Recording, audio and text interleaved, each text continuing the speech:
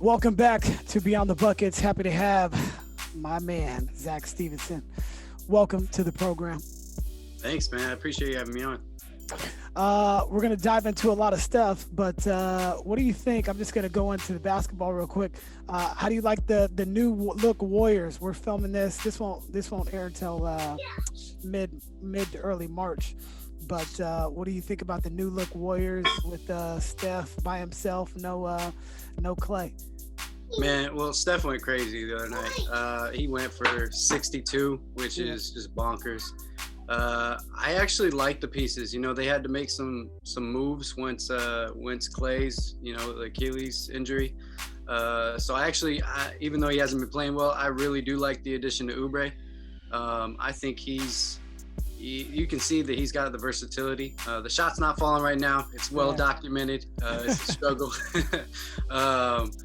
But if you look at his track record, he can shoot the ball pretty well. He's upper 30s, 37, 38 in that range, 3-point shooter, which is pretty good at that level. So I like that addition. Having Draymond back, you can see his action and whatnot, and how he heavily influences Wiseman.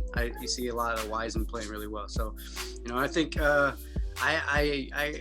predicted them as a 6th seed in the West. I was a little nervous at first after those first 3 games, but I think it'll work out pretty well. Well, we'll see kind of when this drops if all your stuff comes to fruition. But tell everybody a little bit about yourself. You are the COO of Silicon Valley Sports, and the introduction. I'll tell everybody about you. But why don't you give a quick background about you and your story? Sure. So I was born and raised in San Jose, California. Still live here currently. I went to middle school in Campbell, went to high school at Prospect High School. I played 3 years of varsity basketball there under Coach Furlong, who's still there. After that, I had a year where I wanted to play college basketball, didn't really know anything about it. So I tried to walk on over at the college I was at. I was at De Anza, got cut my first year, and then was told to come back. So I ended up going back and playing my next year. It was my sophomore year academically. I went and played there for Coach JD Damjanovic, and then only played the 1 year in college. And then it was 08, 09, which is right around the recession time, and things were tough with my family and whatnot. And so I joined the workforce and then began my private coaching business in 2012. And then that kind of led me into Silicon Valley Sports, where we're at now. Definitely. You have a really unique background. In our pre-call, I learned a little bit more about you, and just something that I'm so intrigued with. And just why don't you tell me a little bit about that backstory and kind of how you've been molded to the man you are now. Yeah. Very powerful stuff. Thank you. Thank you. Yeah.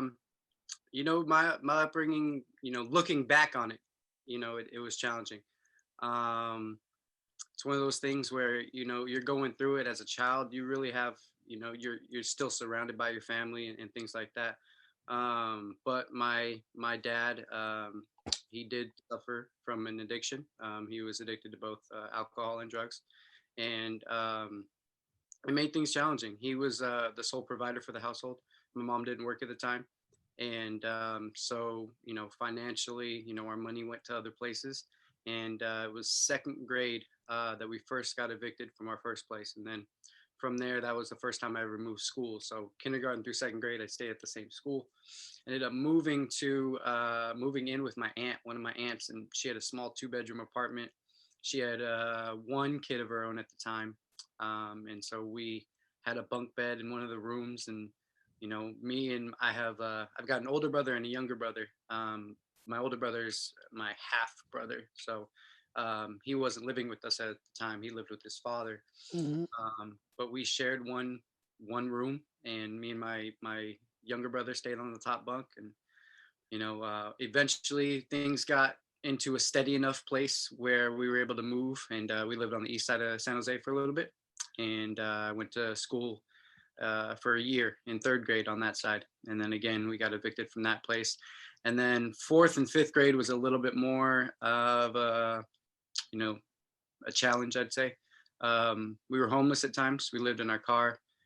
We lived a lot of times camping, which is resourceful. I kind of thinking about it, not living with other people per se, because I think that was a strain on some relationships, Sure. and addiction is a strain on relationships. But we lived Uvis campground, Sanborn, Coyote, and you can only stay 2 weeks. So you would stay in your tent for 2 weeks there. And it wasn't until my dad got sober that things kind of were stabilized for us. And that was 1999. And so now he's at 21 years sober as of his birth date, August 22nd. And he's definitely my hero, because I think everybody kind of suffers from their own addictions in a way. Right. Some people just go down that road of drugs and alcohol, and it's something that, like as I mentioned before, it puts a strain on the relationships. And I think he had to face those things once he got his sobriety. And so the relationships with his family members, and with his immediate family, with us, after going into jail and being incarcerated and things like that, he had to work for those things. So he took those challenges head on, and he still fights it to this day, because addiction is a thing that you don't just overcome immediately. It's not like, oh, I have my sobriety now. It's something that you work towards daily. Sometimes it's hourly, sometimes it's by the minute. Wow. Uh, First of all, I appreciate your vulnerability and just discussing that, because when you're younger, it's hard to kind of put those things into perspective. And as you get older, and now you have 3 kids yourself, you kind of can look back on things and say, these are things that kind of molded me. But you also want to make sure that you're not putting your kid in those same situations, because yes, you were able to get out of it and become a high achiever, but at the same time, it could have gone the other way for you. And so I know you're so appreciative of where you're at right now, because of the decisions that you decided to make, and the poor decisions that maybe your father was making at that time. You're never going to make those. And so there's a couple ways to learn. You can learn by doing, or you can Mhm. learn from others' actions, and the previous histories that go on in life. um, you talked about the addiction, and I feel that, all of us have some sort of addiction, whether that be a positive one, maybe like my wife working out. She loves to work out. That's her addiction. Or for us, it's basketball or competition, or, whatever the case may be. For some people, it's drugs. For some people, it's sex. For some people, it's gambling. During the holidays, we watched this movie called Molly's Game, and I don't know if you've ever seen it, but it's based on a true story. Actually, you remember Jeremy Bloom? He played for Philadelphia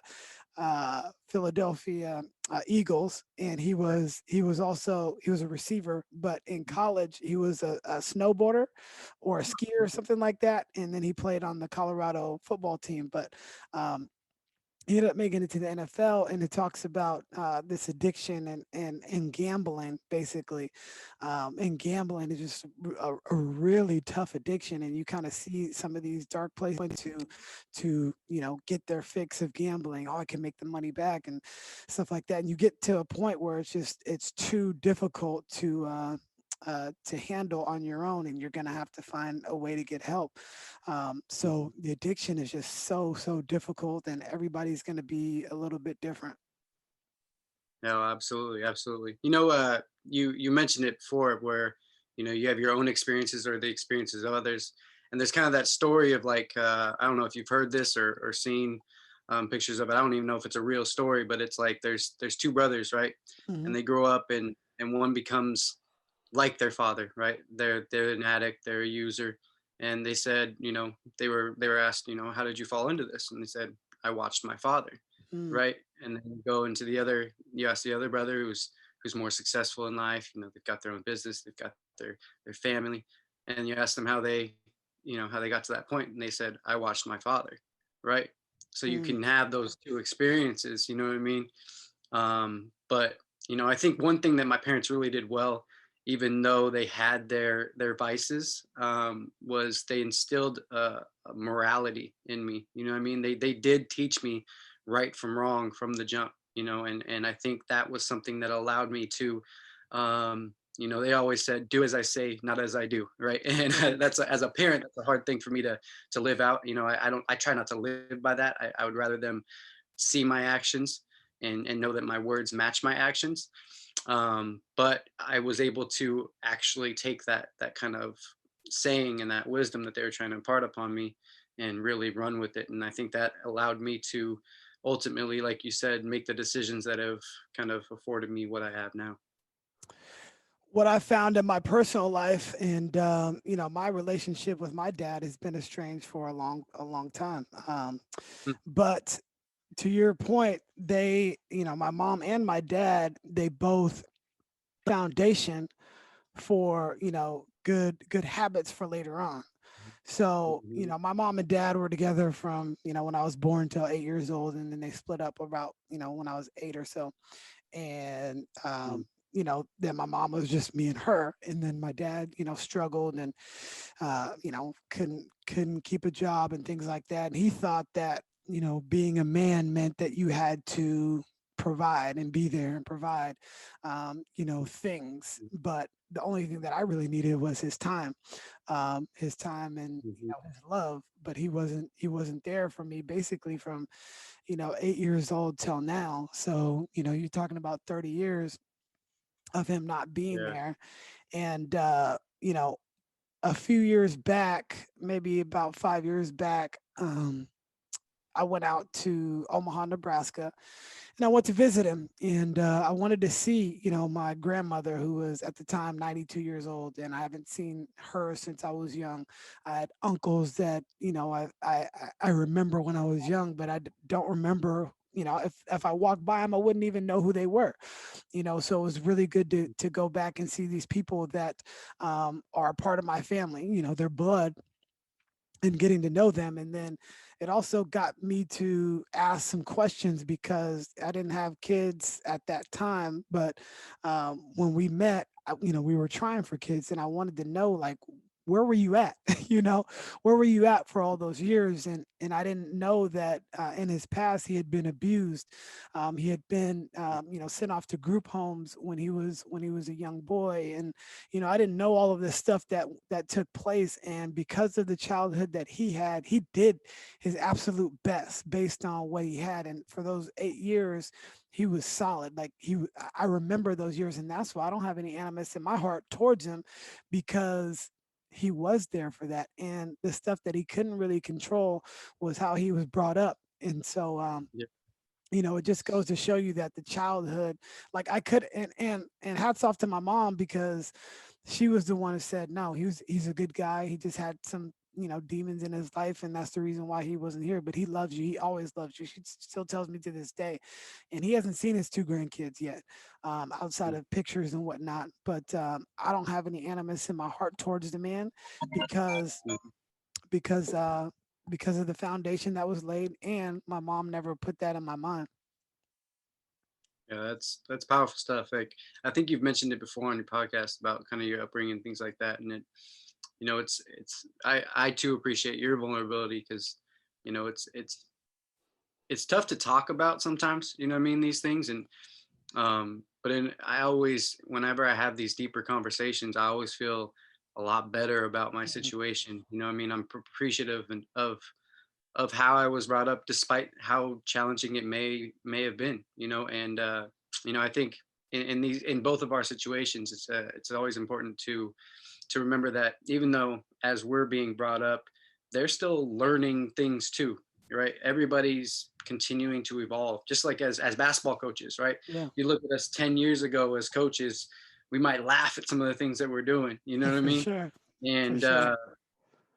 I think it's always important to remember that we're always continuing to evolve, and and nothing's really stagnant in that life isn't stagnant. You know what I mean? Right. Yeah, I mean, nobody really. I mean, some people like enjoy working out, but you sometimes getting started is very difficult. But once Huh? you kind of get going, you feel so much better about it. And that's the same token as you're speaking. On our pre-call, we talked about and I in a previous episode I talk about this as well. So, addiction, like and legal drugs versus illegal drugs, is just my that you can go. But what are your thoughts on Oregon allowing all illicit drug use to be um, legal? Yeah. It's a unique situation, for sure, and I think all eyes are kind of on Oregon at this point, as far as the other 49 states who are not at that level yet. But if you think about it, for a long time, marijuana was and still does continue to be illegal in a lot of states. But once Colorado legalized it, California then got on board. And now you got more states, even with this most recent election, they began to legalize it. And I think ultimately where I stand on it is like kind of the man-made drugs, and the opioid crisis. You have the crack epidemic from years past, and we saw how that affected the black community and the brown community and things like that. I think those are the drugs, in my opinion, that we need to really try to eliminate or minimize the impact that they have in our communities, because there's not really any good that comes from those. You know what I mean? Those are the ones where the addiction and the brokenness comes from, in my opinion. Whereas marijuana, yes, there are definitely addicts in that realm as well, and some of them get bogged down by their addiction in that capacity. But there's a lot of medicinal uses for that type of thing as well, and I think that's an important aspect that we need to kind of see out. And I know that in Oregon they've allowed pretty much anything to be decriminalized, and so I think with things like mushrooms for medicinal uses, I think that's an interesting prospect. Um, but again, it's something where you've got to really kind of key in on the things that are negatively impacting lives, and then when it comes to those negative impacts, you've got to work towards a resolution. I don't think Hmm. incarceration is the right action.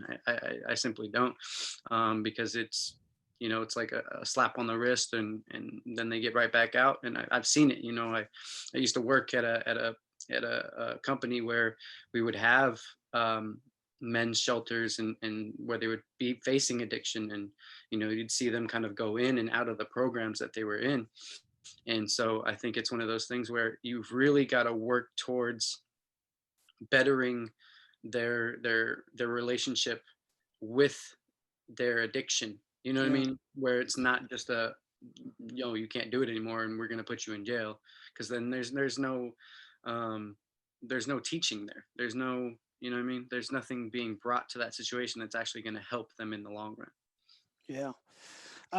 It's difficult for me to say where I fall on it because person like me, if you made it legal in California, doesn't mean that I'm gonna go do any type of drugs. It's just not who I am. So why am I gonna go do something when if I really wanted to now, I could probably find drugs. Mhm, If you mhm. go to to the right street, you're gonna be able to find drugs. But it's just not in my nature to even want to do it. So if it was legal, it's not gonna change my mind to go out there and do any illicit drug. And it's important for me to understand what I'm putting in my body, but at the same time, should people be allowed to do what they want to do? I think sometimes the answer is yes, but then when you get to a point where they're so addicted and now their whole livelihood, and then they're affecting others, not just their own safety but other people's safety, that's where it kind of gets tricky. So I don't really know where I fall on it. I guess we'll kind of, like you said, the rest of the people will kind of be watching to see what goes on. The bottom line is, though, you can still get in trouble for selling it. So Yeah. trafficking is still the same, is still the same sentence, but consuming it is not. And I don't know, if you how you want to equate that, but that's another story too. Absolutely. Yeah. Tell me about Silicon Valley sports during this COVID. time. It's been almost a year by the time this will air.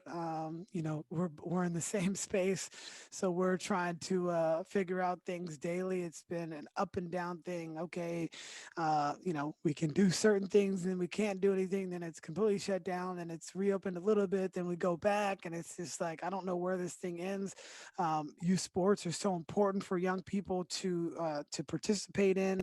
There's just so much going on, and the people that are uh, truly affected are the young people. Tell me about Silicon Valley sports first, and then maybe go into the other stuff too. Yeah, no, absolutely. So Silicon Valley Sports came about in, the concept, the idea came about in 2019. Terry Knickerbocker is the owner and the CEO there, and he and I worked at a previous location together, and we were both facing being laid off, and so we were backs against the wall. We were like, all right, let's he wanted to run a business for as long as he could, and I wanted to expand upon my basketball knowledge and my expertise there, and so Silicon Valley Sports came to be, and so we had our grand opening in November of 2019. So we were open for 5 months, and we were just starting to kind of get things going, and then COVID happened. It was I think somewhere in March, early March, middle of March, where we had to close down, and it's been tough ever since then. We've been tinkering with things. Like you said, we've been open, we've been closed. We've been so when we're open, we're trying to run programs, and we're trying to abide by all the safety protocols, and implementing our own protocols and things like that. But ultimately we're closed right now. The county said that we can't be open until, so we're waiting on that. I think it's actually today that we're supposed to hear back. I could be wrong on that. I feel like these dates keep changing, and it's hard to keep up. But right now we're just trying to be ready and be prepared for when things do open, and have multiple game plans kind of put together, so that based off of what's going to be, if we can operate at 10% capacity, okay, what are we going to do with that capacity? If we're at 25% capacity, how are we going to operate then? And just being in contact with our trainers, and our coaches and our staff, and just trying to really all have a cohesive plan for when things resume. That's where we're at right now. As a business owner, I would say you're one of the partners anyway. What has been some things that you've learned over this past year as far as operating a business? Hmm.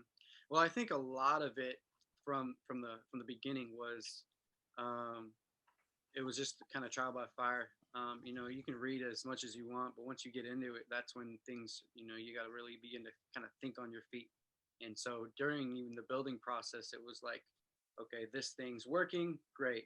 This thing's falling through, okay, pivot. What can we do now to supplement for that? How can we make our changes there? It's things like flooring. When we first got the gym opened up, we had an idea for flooring, and then we got priced for it, and it was like, this is well beyond our budget for that. So now we're looking at different ideas. We're looking at like indoor tile, which just doesn't have the same feel as hardwood. It's a good supplementation for it. But then we had, one of the companies that we had been in contact with before, they had this kind of Frankenstein floor. They had pulled up this flooring from before, this old maple, and we're able to come in well under budget with that. And so we put that on into the floor, and we're able to sand that down, and have the floor that we've got now.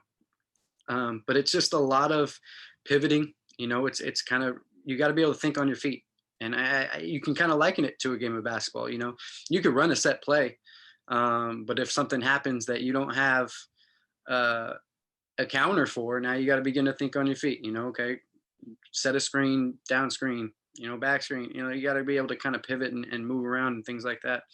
And I think also during COVID, one of the things that I've noticed has really been the relationships that you establish with other people. I think that's incredibly huge for a small business, is how you can connect with other business owners in your area, and how you can begin to kind of, okay, how can I help you? How can you help me? And develop that relationship. And I think that's something that is we're really seeing now, and there's a lot of help within that community as well. Because once you establish a good relationship with somebody, nobody wants to see anybody fail. You know, Right. and they're going to do whatever they can to help lift you up. And I think and you would do the same for them. And I think that's a really important thing when it comes to business and life, in my opinion. When I take a look at the basketball, you know, atmosphere here locally, Hmm. why don't more people work together more when it comes to doing programs and things like that? Um, yeah, why do you think that is? I think there's a lot of egos from coaches, um, and I can honestly say that I've kind of been in that space before.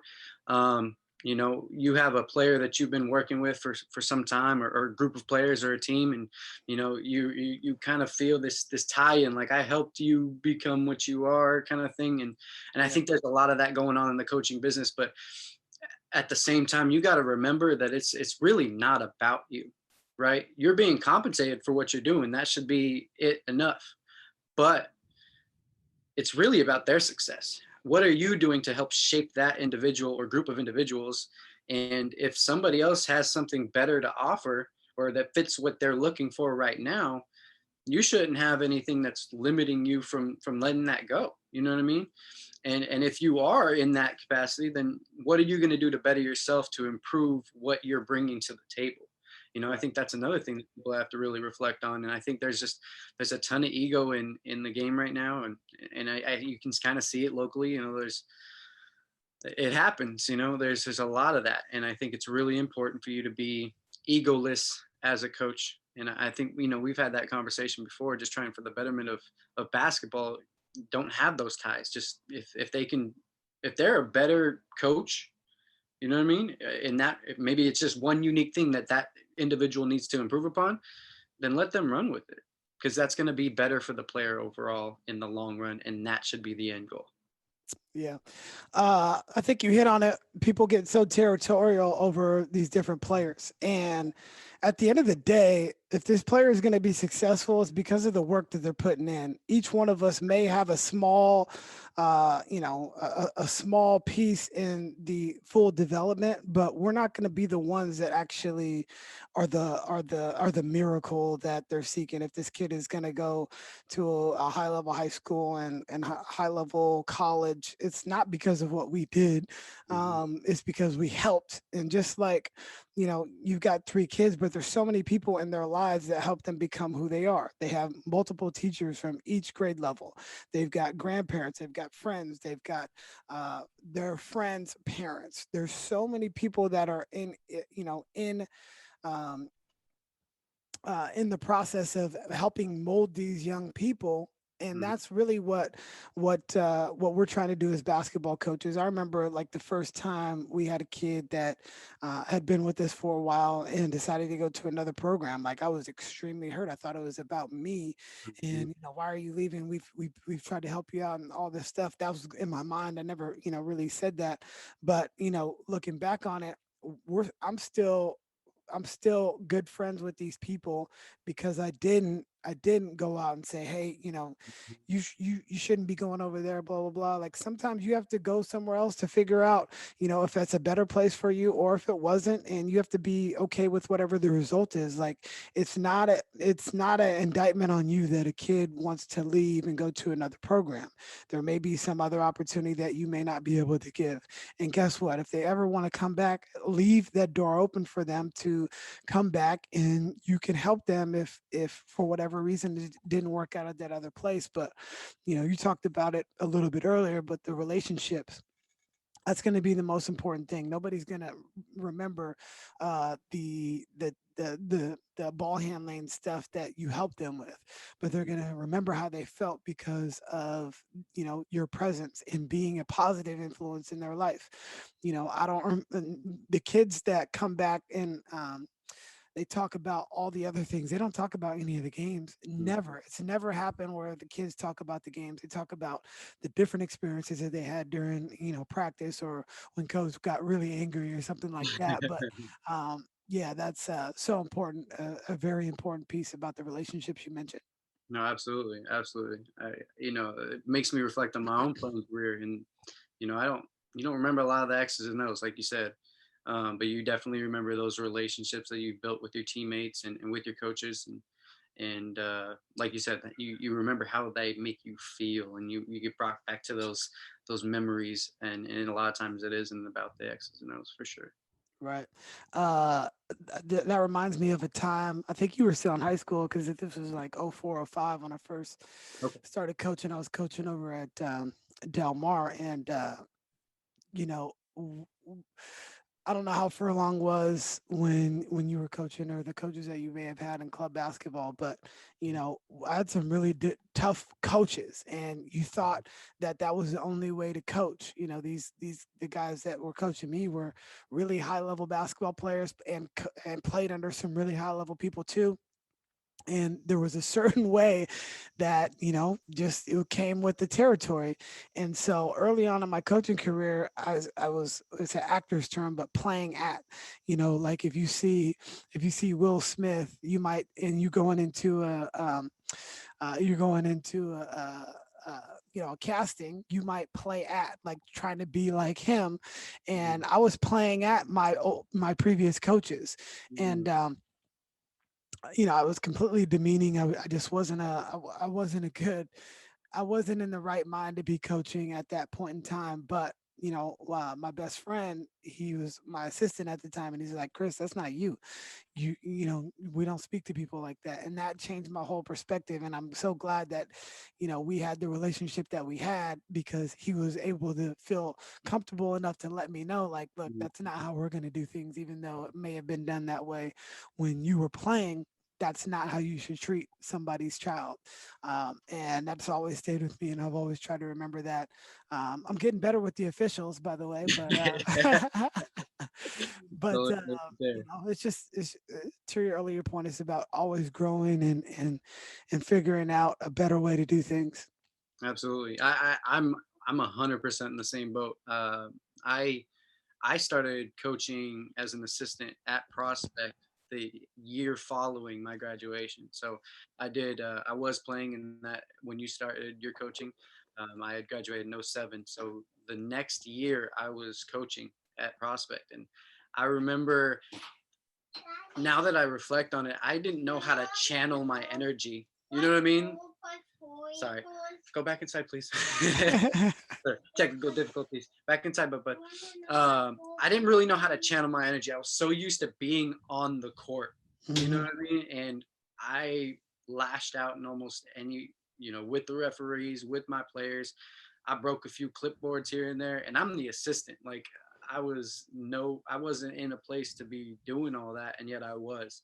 And it was, I really had to grow and continue to grow, and now it's like, you know, I pick and choose when I want to use that side of me. It's still in there, but I'm definitely taming it down because, there's a time and place, and I think it gets a little bit more respected, especially when you use, like, I don't cuss in my day to day, but I have moments where I'll put that into place because I think it holds a little bit more value than if I was just to continuously do it. Because then you get to a point where you're just blocking it all out, or it becomes that white noise.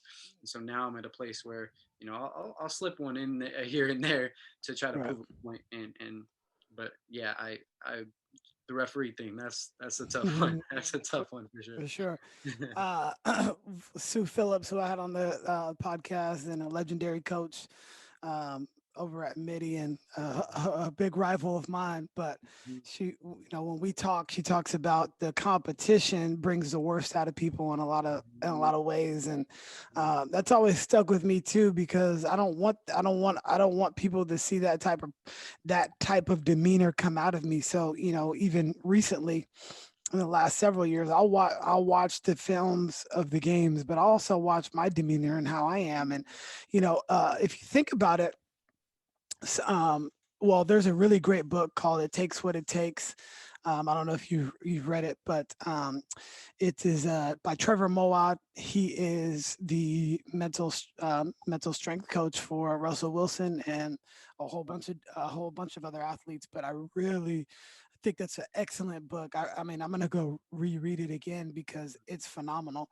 But it's not the positive. It's not about positive thinking or negative thinking, because those thoughts are always going to come in our minds. But the neutrality of your thoughts and being neutral. So whatever happens, like Russell Wilson's talking about the pick he threw in the game, right? But he also wanted to be the person that scores the winning touchdown or throws the winning touchdown in the Super Bowl.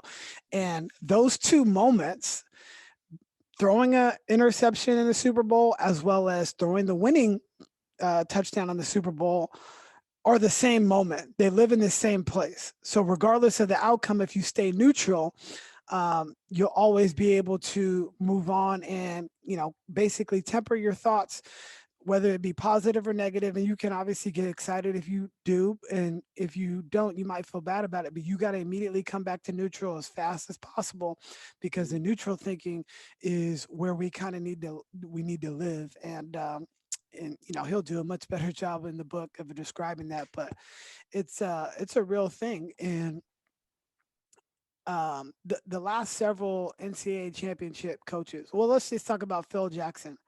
How Mhm. neutral is Phil Jackson? You couldn't really tell if he was winning or losing. A lot of the times he would just sit back, kick his feet up. He wouldn't call a timeout. It'd be an 8-0, 10-0 run, and he would still be chilling. You guys figure it out. And just the mindfulness, the Zen. Think about the Roy Williams and Villanova, Jay Wright. Mhm. So North Carolina a few years back, uh, up up by one maybe or so, something like that. Mhm. And Hart comes down and hits that three to win. The Mhm. coolest person I've ever seen walk across and shake a hand was Jay Wright, and they had just won the national championship. Like it didn't matter if you made it or missed it. You live for you made the right play, and you Mhm. live with the result, whatever it is. Now you can get excited after. Same thing when Bennett won. I think it's Tony Bennett, right, from Virginia. Yeah, yeah, yeah, I think so. When neutral. Like obviously he was upset, but he was neutral, and Mhm. his post game talk was very neutral. And then come the next year, which is ironically the last championship in the NCAA until this coming year, he was excited, but it was neutral. Like, and they were about to lose that game too, and Kyle Mhm. Guy ended up making some really phenomenal plays down the stretch, and I think they went into overtime and then they won it. But um, just the neutrality of their demeanor really stuck out to me, and that's something that as I get older in coaching, that's something that I want to carry with me, because at the end of the day, these games don't matter. those Yeah. those NCAA games matter much more than our high school or AAU games, right? So just some food for thought anyway. Yeah, no, that's a lot of. I haven't heard it put that way, and I think that's a really important concept, especially from a coach's perspective. But in addition to that, as a player, you know what I mean? It's the way that I've heard it as a player is that next play mentality. You know what I Hmm. mean? You're not playing in those valleys or the mountaintops. You know what I mean? You've got to kind of maintain, regardless of what happened before. You've got to go into it with focusing on what's in the present. And I think you might. The first time I think I heard it was Alan Stein, and I think you've had Hmm. him on the podcast as well. And Yep. I think that's a tremendous way of kind of thinking about things. But I really like that neutrality point. It takes what it takes. I think I'm gonna have to definitely pick It's that a one good up one. and It's good just stuff. like your sweatshirt: train, execute, and repeat. And that's a really neutral type of thing. Yeah. um Mhm. but I'm on this book kick right now where I'm trying to whether it be hardback or just audiobooks. I'm trying to get in 50, so basically almost two a month. So the book that I'm finishing up right now is From Good to Great. And how good, how your organization can go from good to great. And there's a lot of good organizations that never become great, and there's just a bunch of different things that they talk about on these. good to great organizations, and what what takes place in these organizations to really excel them to the next level. Mm. Yeah, it reminds me a lot of I don't know if you've read it from Tim Grover. He's Hmm. Jordan's trainer, the Relentless book. Relentless, yeah. Yeah, that was a good one. That one, I'm actually doing his jump training program right now, and so it's been a lot on my mind. Are you trying to Yeah, dunk again? I'm trying to get my bounce back, man. I dunked at 30. I'm 32 now, so I'm trying to get another one in. But yeah, I was he talks about cleaners in that process, but he has like Hmm. three classifications Yep. of kind of persons. Um, Cool, and from a cooler. business What perspective, is the we all first one? Is cleaner. cooler. Yeah, Uh, cool. Closer cleaner, I think. oh Cooler yeah, yeah. closer cleaner, if I'm not Cooler, mistaken. closer, cleaner. Yeah. Yep. Yeah. No, it's No, a cleaners. fantastic read, and yeah, I loved every second of that book because it just the mentality that you have to have in all aspects of life. Like it's super important, and not just in basketball, but it translates to everything that you're gonna do. Mhm. How you do anything is how you do everything. Yep. Any other books that you've been checking out? Uh, it's a lot of basketball books. I'm trying to expand a little bit. I read Toughness by Jay Billis. I really enjoyed that one. Really enjoyed that one. It was just tremendous about the insights of just where he drew toughness from. He interviewed so many different people. I know he talked about his mom being someone that was tough, and his dad just showing up to work every day with toughness. And you look at Jay Billis and his accolades. I mean, not as most people know him as an analyst, but the player that he was, and he's got a lawyer background. There's just it's a little bit more powerful when you see someone living by the things that they're talking about. You know what I mean? Right. So that was a really good one. The Hoops Whisperer, I read that one a few years back Hmm. by Idan Ravik. Really enjoyed that one. So that I was in a really big kick of just trying to expand my knowledge of basketball and kind of the mindsets of different people that have had success within that realm. Um, but another non-basketball book that I really enjoyed was Tuesdays with Maury. I don't know if you read that one. Mm-mm. That one tugging on the heartstrings, man. I was balling at that one. Kind of just reminded me of my relationship with my papa, my grandfather. Mm. Um, Really good. Wow. Yeah.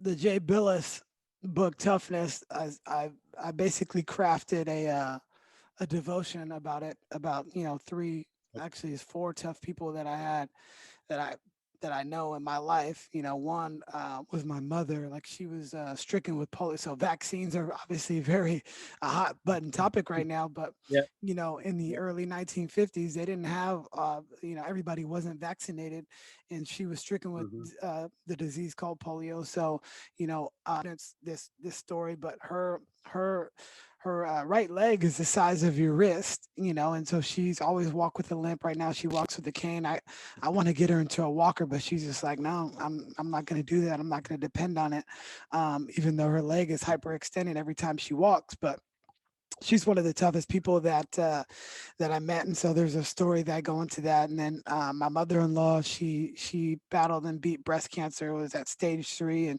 and she was able to surpass that. That was another one.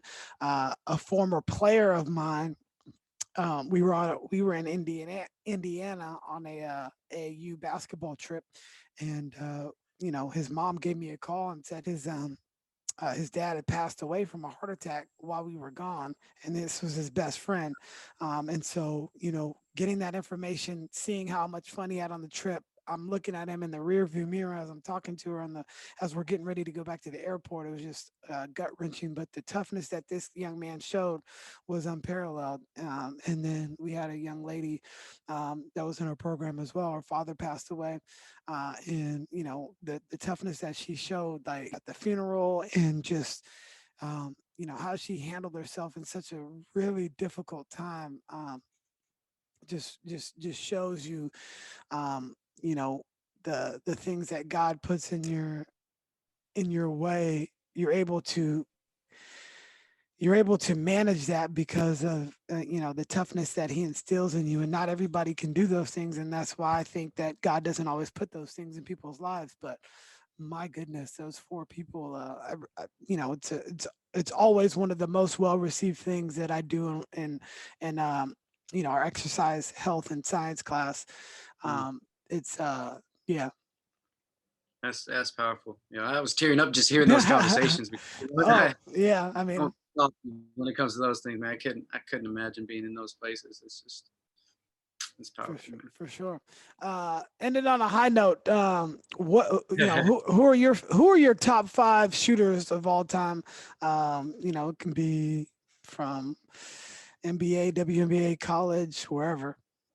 I know you Okay, like to shoot yeah, the ball, so I do like to shoot the ball. We've talked about him already. We opened with him, Steph Curry. The way that guy shoots the ball is just ridiculous. I mean, he just recently had that viral clip go 105 made corner threes in a row. yeah, You and I had to exchange on Twitter about it. yeah, I might have hit 20 something in a row, but 105 is just absurd. And he's doing it just at the elite level, seeing double, triple teams. It's just ridiculous. Off the dribble, catch, step back. He's got the whole bag. yep. Klay Thompson, his teammate, 14 threes in the game. You know what I mean? That kind of speaks for itself. Another guy, obviously, Ray Allen. Big shots and big moments. That game series title salvaging three against the Spurs, game 6. Huge shot, and just how quick he got off the floor. Every shot looked the same. His balance was impeccable. Speaking about someone that we both know personally, Aaron Mullet, that guy, Mm, someone that I played with, played against, and you never wanted to give him an open look. right. He and I played together in a league, and the way where he was pulling from was just like, that's the shot you want to take. Okay, yeah, that's a good shot. That's a good shot. It's not a good shot for a lot of people, but he can Yeah. hit it. And I coached him when he was a freshman at Del Mar. So Yeah, yeah. I know you we, guys sister on the podcast too. oh Uh, yeah, for sure. but yeah, that guy can shoot the ball. And then gosh, I don't know, number 5. That's a tough one. Just go ahead and put yourself in there. Okay, yeah, I can shoot it a little bit. I can shoot it a little bit. leave Larry Bird and Reggie Miller out, but we'll put Yeah, you in there. Silicon Valley Sports. Just plug anything you got. You got a great Twitter feed because you're talking about the games a lot, and I really like that. I guess I should get back on my Twitter feed, but during the games. But yeah. plug anything you got. Sure. Yeah.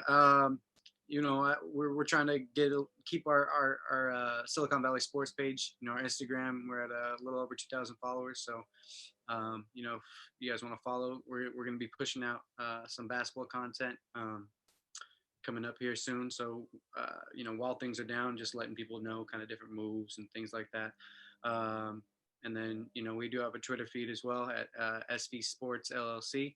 And then my personal stuff, I put out a lot of basketball content, just trying to give back to the game that's brought me so much. And on all social media platforms, it's at Z Stevenson. Good deal. Well, Z Stevenson, we did it. Great work by you, and really enjoyed. Super great time that I had chatting with you, and I know that we'll have to do this in person too, and get in the gym and shoot a little bit too. But yeah, I got to get that competition going, man. But likewise, I really appreciate you having me on. I've been listening to just about every podcast of yours, so I really like the content that you're pushing out, and I look up to the things that you're doing. So keep it up, man. Appreciate you.